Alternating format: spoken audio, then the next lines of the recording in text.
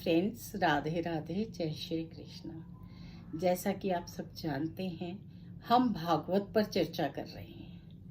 हम जैसे जैसे भागवत पढ़ते हैं फिर उस पर चर्चा करते हैं। अभी हमने पिछले अपने एपिसोड में लक्ष्मी, महालक्ष्मी और आलक्ष्मी के बारे में बात की थी।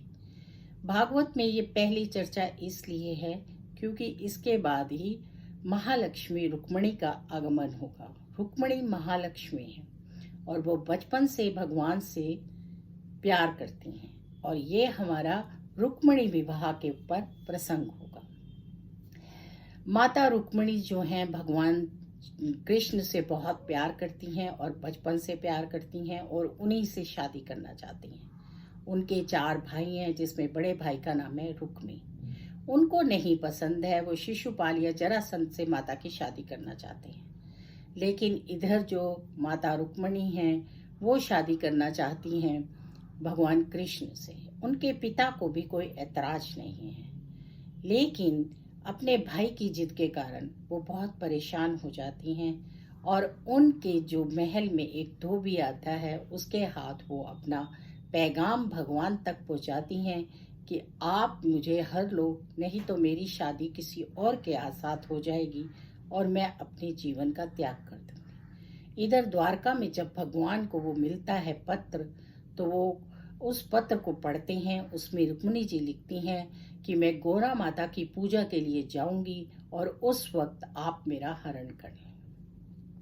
भगवान रथ तैयार करते हैं, सजाते हैं और चल देते हैं। उधर रुक्मिणी गोरा माता की पूजा करने के लिए जाती हैं तो उनकी माँ उन्हें आशीर्वाद देती हैं कि आप जाइए, माँ की पूजा करके आइए। और रुक्मी भी उनके साथ सैन्य बल भेजता है और उन राजाओं को तसल्ली देता है कि रुक्मिणी कहीं नहीं जाएंगी, अभी आ जाएंगी। विवाह की तैयारियां शुरू हुई होती हैं।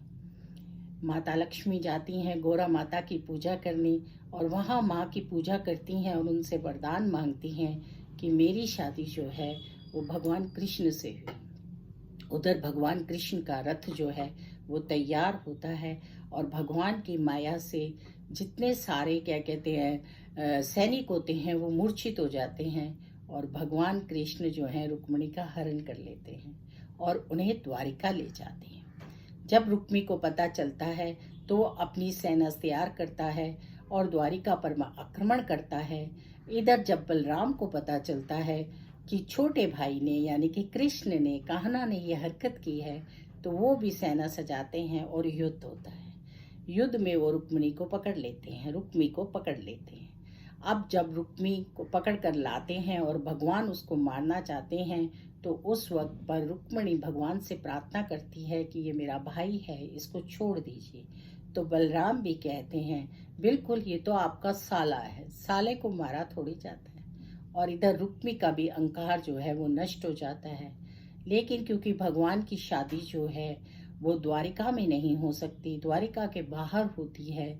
अब चाहते हैं श्री कृष्ण की यशोदा मैया और नंद बाबा भी आए शादी में और वृंदावन वासी आए और तब मैं शादी करूं। जब वो नंद बाबा को न्योता भेजते हैं तो नंद बाबा कहला भेजते हैं कि हम यहीं पर भोज दे देंगे, खुशी मना लेंगे। तो भगवान समझ जाते हैं और वे स्वयं जाते हैं यशोदा माता और नंद को लेने और वो अपने पिता माता के आशीर्वाद से और द्वारिका में अपने माता पिता और सबके आशीर्वाद से रुक्मिणी के साथ विवाह करते हैं। और इस तरह से भगवान के जीवन में आती हैं महालक्ष्मी। लेकिन अब महालक्ष्मी उसी को मिलती है, जैसा हमने पहला बताया, जो उसका सही से उपयोग करता है। क्योंकि रुक्मिणी को और भगवान को दुर्वासा ऋषि का श्राप होता है, इसलिए वो द्वारिका में शादी ना करके दूर जाकर शादी करते हैं। आज भी जब हम द्वारिका जाते हैं तो जहाँ पर रुक्मिणी रही थी उस श्राप के कारण, उस मंदिर में दर्शन करके आते हैं। द्वारिका से वो काफी दूर है। और फिर माँ भगवान कृष्ण का और रुक्मिणी जी का बहुत अच्छे से विधि विधान से विवाह संपन्न होता है। तो इस तरह से कृष्ण और रुक्मिणी के विवाह से हमें ये पता चलता है अगर हमारे मन में भगवान के लिए अथाह प्यार और शक्ति है तो भगवान हर संभव हमारी रक्षा भी करते हैं और हमें अपना भी लेते हैं। और भगवान ने रुक्मिणी को अपना लिया और भगवान ने उस हर कार्य को किया। श्री कृष्ण जी ने जो करने से संसार में ये पता चले कि हमें इन सब चीज़ों का कैसे पालन करना है। वो अपने वृंदावन के माता पिता को नहीं भूले, उनको लेके आए और उनके आशीर्वाद से उन्होंने शादी की। और इसी तरह से वो श्राप को भी नहीं भूले और द्वारिकाधीश से दूर जाकर शादी की। और इसी तरह से उन्होंने ये सब चीज़ें हमें बताई हैं कि हमें अपने हर शुभ कार्य में अपने गुरुओं का, अपने माता पिता का, अपने हर बड़े का मान सम्मान करना चाहिए। उसी से हमारे कार्य निर्विघ्न संपन्न होते हैं।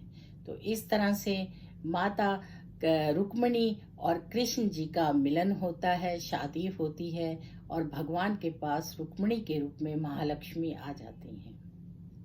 तो चलिए अब हम अगले प्रसंग की चर्चा अगले एपिसोड में करेंगे। वीडियो अच्छी लगे तो कमेंट में राधे राधे जरूर लिखिए। राधे राधे, जय श्री कृष्ण।